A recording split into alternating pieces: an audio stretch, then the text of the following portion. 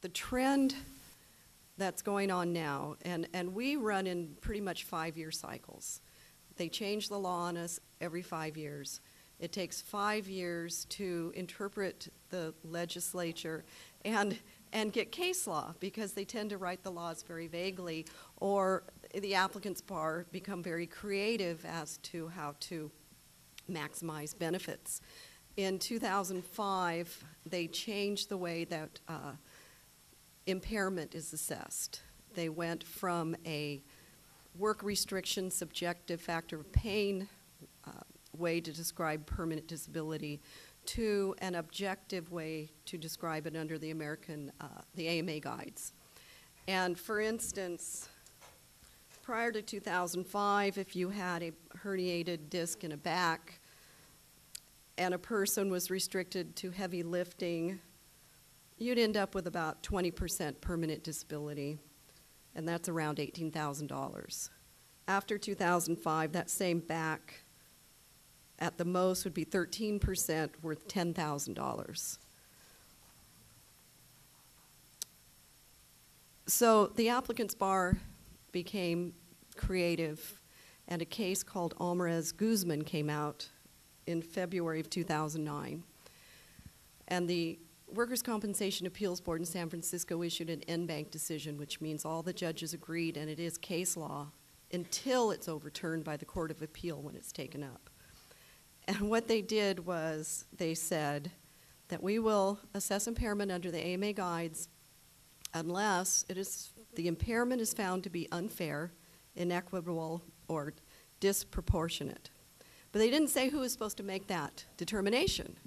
So all of a sudden, every single doctor's deposition was set by the applicant's bar. And you would have that same back, which was worth, let's say, up to 20% or up to 40% pre-2005, and now it's only worth 13%. They asked the doctor, do you think that's fair? And they said no. And so I think, and they would always give the same work restriction language from before. So we scrambled around for quite a few months while the Alvarez-Guzman went up on appeal again. Second time around, it came down in September of 2009. And it said that we're not going to use that unfair standard. Doctors can't go outside of the AMA guides to assess impairment. They have to stay within the 4 corners of the AMA guide book. But they can go around in the book and find another table or chapter that they feel best describes an impairment. So that came out in September.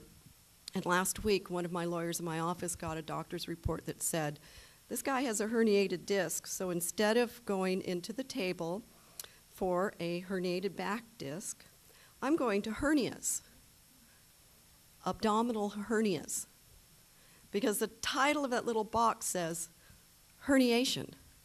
But when you read the description, it's abdominal hernia, and that is up to 30% again, which matches the old guides. So that's just starting this week. And it seems ridiculous on its face, but it causes a lot of litigation.